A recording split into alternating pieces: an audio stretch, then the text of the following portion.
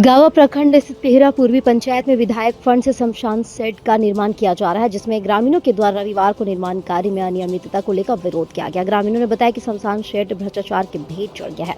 निर्माण कार्य प्रारंभ होते ही छत की ढलाई गिर गई। ग्रामीणों ने संवेदक पर घटिया निर्माण कराने का आरोप लगाया। कहा कि निर्माण कार्य में घटिया सामग्री का प्रयोग किया जा रहा है, जिसमें घटिया बालू, ईंट, गिट्टी, छड़ सभी निम्न स्तर का है। ग्रामीणों ने संबंधित विभाग के पदाधिकारी से जांच कर दोषी पर कार्रवाई की मांग की। इस संबंध में समाजसेवी पप्पू यादव ने बताया कि विधायक फंड से शमशान सेट का निर्माण किया जा रहा है, जिसमें घटिया किस्म का ईंट, गिट्टी, सीमेंट का प्रयोग किया जा रहा है। कार्यस्थल पर योजना का बोर्ड भी नहीं लगाया गया है। इधर जेई दशरथ शर्मा ने जब उनका पक्ष लेने का प्रयास किया तो उन्होंने कॉल रिसीव नहीं किया। मौके पवन कुमार, उमेश कुमार, आनंद कुमार, रुपेश कुमार, पप्पू कुमार सहित कई लोगों ने निर्माण कार्य का विरोध किया।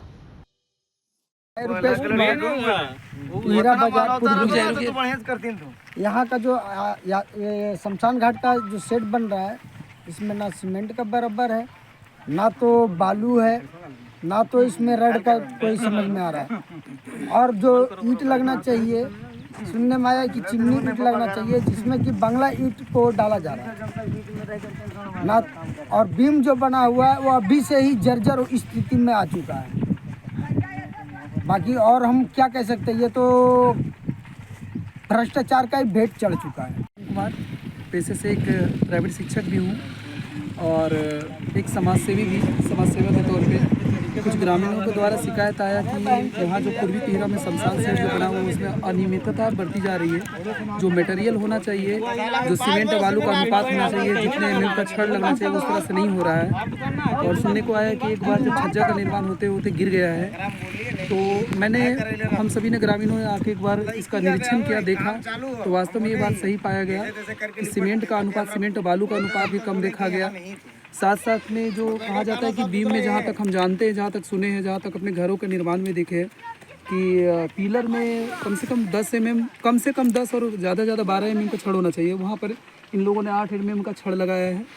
और जो बीम का निर्माण हुआ वो भी देखा जा रहा है कि बीम एक पैरेलल स्थिति में, जो स्ट्रेट स्थिति में होना चाहिए वो स्थिति में ना होकर कहीं कहीं टेढ़ा है। तो मैं ये कहना चाह रहा हूँ कि अगर वो छत का लोड जब पड़ेगा तो कभी ना कभी मेरे ख्याल से साल भर में यह भ्रष्टाचार की भेंट चढ़ जाएगा और गिर जाएगा। जहाँ लोग यहाँ पे मरने के बाद क्रियाक्रम होता है, एक को जलाने के क्रम में यदि हो सके कभी दुर्घटनाग्रस्त होकर 4-5 लोगों को भी जान जा सकती है और अधिक लोगों को भी जान जा सकती है। तो मैं ये तो कहना चाहूँगा, जिन्होंने ये ठेका लिया वो भी ग्रामीण है और ये ग्रामीणों का ही चीज़ है। तो मैं तो ये कहना चाहूँगा, यदि ग्रामीण लोग, हम लोगों ने कुछ ऐसा आश्वासन भी दिया था, यदि विधायक कोटा से जो पैसे आए हुए हैं तो यदि वो कम पड़ जा रहा है तो हम लोग टोटल सभी लोग मिल के चंदा करके भी इकट्ठा करके मैं देने के लिए हम लोग तैयार थे, ताकि बढ़िया से काम हो, ताकि वर्षों तक चले और इससे ठेकेदार का मान सम्मान भी रह जाए या और हम लोग ग्रामीणों का भी मान सम्मान रह जाए। धन्यवाद। पप्पू यादव, समाज सेवी, पेहरा पूर्वी में विधायक कोटा से शमशान सेट आया हुआ है और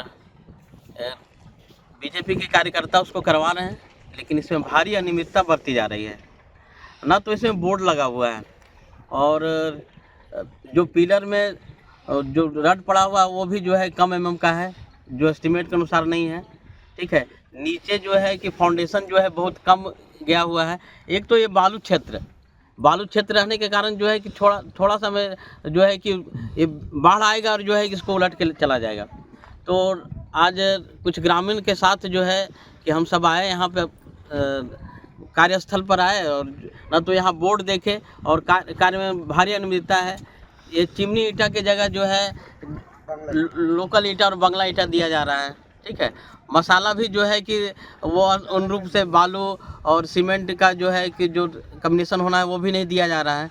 तो मेरा कहना है कि अभी जेई साहब को बार फ़ोन लगा रहे हैं तो उनको वो बता रहे हैं कि हम कहीं बिजी हैं, और उनसे बातचीत होती है तो वो क्या कहते हैं, और हम चाहेंगे कि जेई साहब कार्यस्थल पर आएँ और जो है वो अपने देखें कि जो है कि उनकी जो पढ़ाई है कि वो जो बीम में क्या पढ़ रहा है। बीम एक बार गिर चुका है, ये छज्जा गिर चुका है एक बार, उसको फिर से रिपेयर किया गया है। तो हम जेई साहब से मांग करेंगे और उपायुक्त महोदय से मांग करेंगे, एसडीओ और बीडीओ साहब से मांग करेंगे कि जो है कि ये विधायक कोटा का जो है कि ये बंदर मार्ट नहीं हो और भ्रष्टाचार का भेंट नहीं चढ़े और एस्टिमेट के अनुसार जो है काम हो, हम यही वरीय पदाधिकारियों से मांग करते हैं। अन्यथा जो है कि हम इसी स्थल पर जो है हम धरना प्रदर्शन के लिए बाध्य होंगे, जिसकी सारी जिम्मेवारी जो है वरीय पदाधिकारियों की होगी।